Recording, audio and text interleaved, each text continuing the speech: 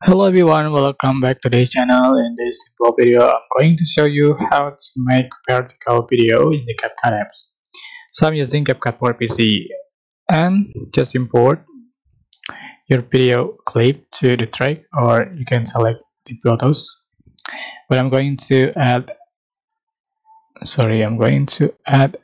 the videos to the track, just drag.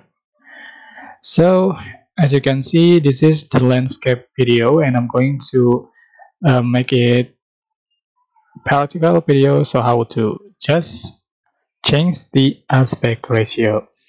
The aspect ratio is here, so just click on it and you can select the vertical 9 to 16 or 3 to 4 or 5.8 inch. This is, I think it's for TikTok content, and for example select 9 to 16 and then just